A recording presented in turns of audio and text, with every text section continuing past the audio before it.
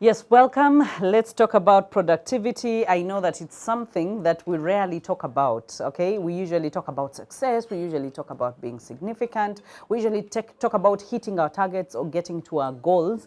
But productivity is really about the quality and I would say the output.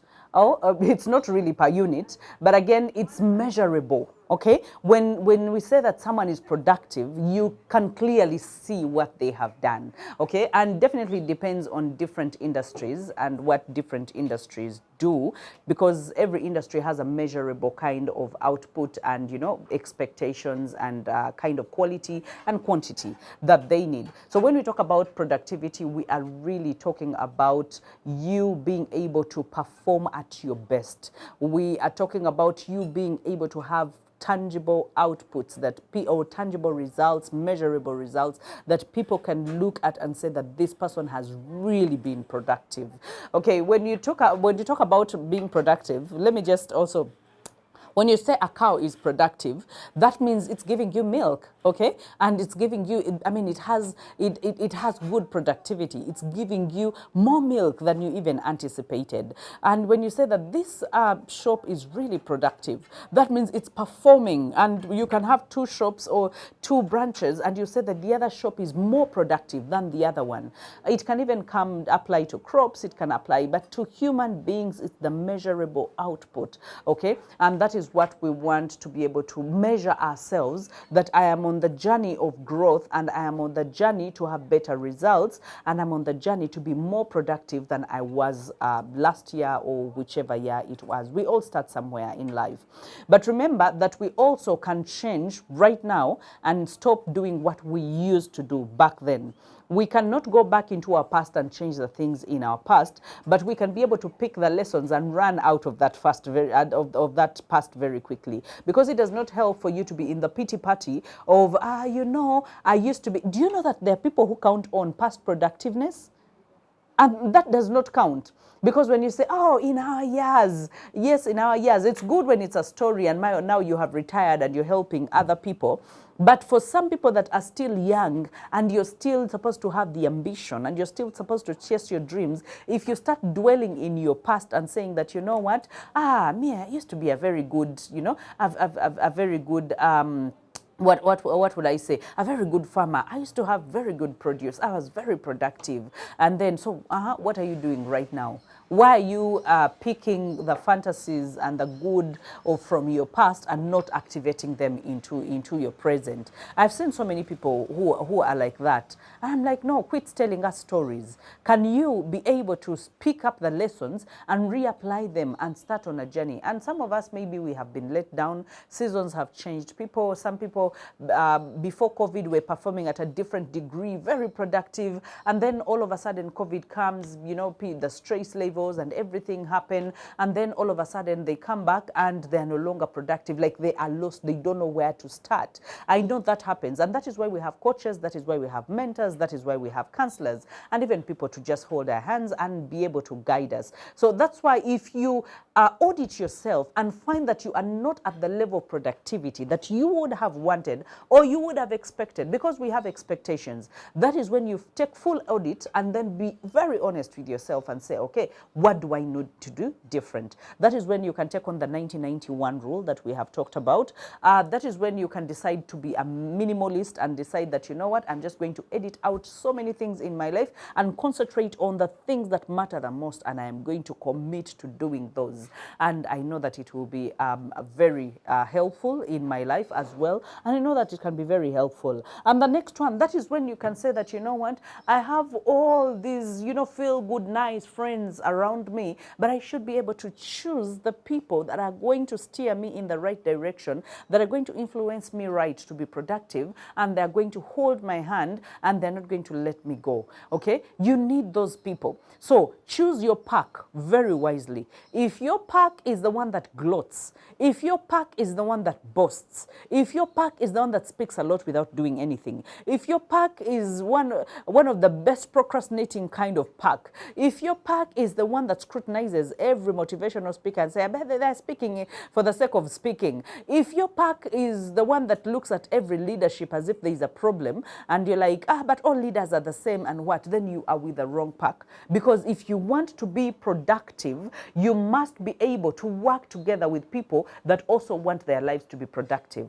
Because productivity works in multiplication. Productivity works in addition, you know, but sometimes it works with subtraction, especially if you're subtracting time wasters, you know, energy vampires, and people that just don't fit into your program and your process of growing into productivity. So I want you to be able to audit your pack, the people that you run with, the people that you run with. I know that we've had it so many times that you are the, you know, the total or the average of everyone that is around you, the 5 people that is around you. I don't know how people arrived to 5, but one thing I know is if you rub shoulders with someone for too long, you sometimes, and let me tell you, bad habits rub faster than good habits. You know, you can be a very prayerful person and you hang out with someone that is less prayerful. It's very easy for you to become less prayerful than it is for you to become more prayerful. Bad habits, I mean, they don't need mulching, they don't need conducive environments. They are like weeds. They grow everywhere. Have you seen a weed growing in the road, in the middle of the road? Have you seen a weed growing on cement at a rooftop somewhere? And a weed is growing, like it grows everywhere. But if you want to grow something good as productivity, it's like an apple. Some apples grow only what? Cape Town, South Africa, and some of them, yes, we've been told maybe Kabale, a bit of parts of Kabale. Kenya, they have, you know, a region that also, but that means it wants a particular soil that has particular nutrients, and it has to look a certain way in order for it, and a certain weather for an apple to grow. So if productivity is an apple, that means it needs a certain environment, the conducive. That is why I said be a minimalist. Don't be in cluttered environments. That squashes productivity, okay? And, you know, it needs a certain soil, you know, the people, the activities. What exactly are you doing through the day? What the people around you, what are they doing? Because it's easier to become a gossiper than it is to mind your business. Very difficult to become to mind your business, because as you're still minding your business, the clique is busy chatting about something, and then you're like, what were you saying, you know? And then 5 minutes or 10 minutes, you're taken up, you're in gossip. You know, you're talking about things that you have no clue and have no idea. Yes, people are gossiping about it, but gossiping as something does not mean that you even have ideas and you even have the truth to it or even evidence about it. So you are there in none-found, none-confirmed, you know, idealistic things, and you're wasting time. Do you know how much time it takes for you to revamp your concentration levels and be able to focus again? It takes 21 minutes. That's according to research. But according to me, it actually takes a full hour. According to research, they say 21 minutes. But let me tell you, you breaking away from gossip and then attuning to productivity, or attuning to personal growth, or attuning to, you know, to success principles, my friend, it takes a full hour of you trying to convince yourself you need this, it's the right thing to do, and so you must be able to take away all the distractions, take away the phones, now bring a paper and a pen.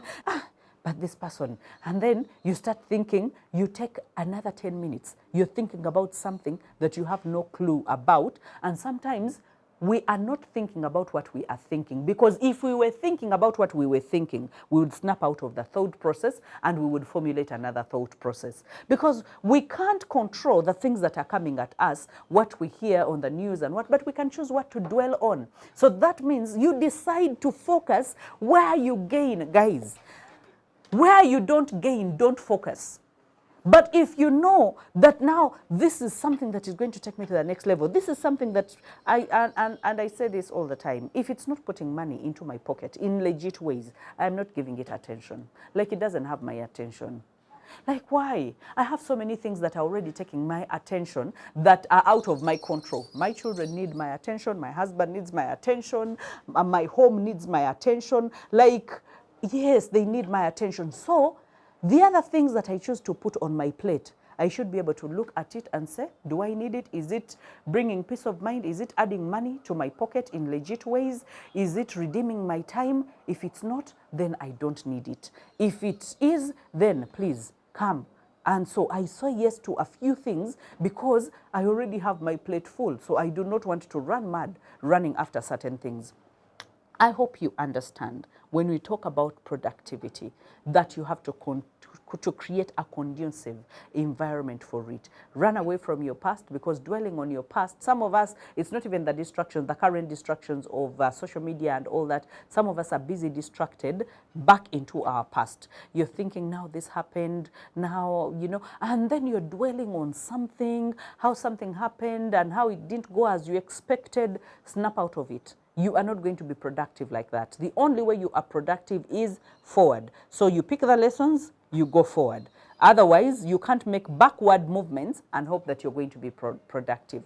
That's not going to happen. So I need you to be able to set time for yourself. I need you to be able to audit your environment. I need you to be able to edit the people in your life and give permissions, different levels of permissions, and say, you stop at number 5, you stop, you know, have very few people in your inner circle, the people that you have shared dreams. And sometimes you have shared dreams but different kind of implementations. Exchange the notes and make sure that you are growing, because half the time when you sleep and you're going back, this person will remind you and say, you know what, bring your hand, we started this journey together, let's keep going. People that want growth, people that long for better, people that want, you know, more money in their pocket, people that want better families. Okay, whenever you have, start interviewing the people that come into your life and the friends that come into your life. It might not be the interview of sit there, I'm sitting here and I'm asking questions, but as you rotate their lives and go around their lives, find out, are they, you know,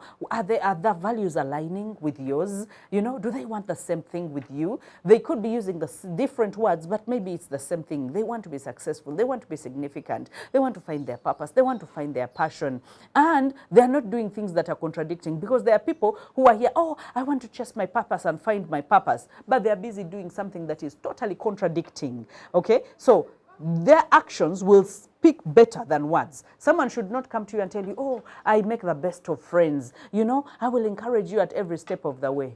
No, just give them the leeway to be in your life for some time. You will see what you are supposed to see, and then you don't have to announce to them that starting today my friendship with you has expired. No, exclude them in your life and in your decisions. Slowly cut away. Okay, and sometimes they will realize that, but you no longer call me. In your head, you're like, but whenever I call you, you're talking about people who has gotten pregnant, who is putting on wrong shoes, who is not straight, who is doing what? I don't want that in my life. I already have enough kwara as it is. I don't want that. So I will edit you out of my life. And when someone is talking about, let's make more sales, let's, you know, make more business, how do we go out there? How do I dream better? How do I chase my dreams?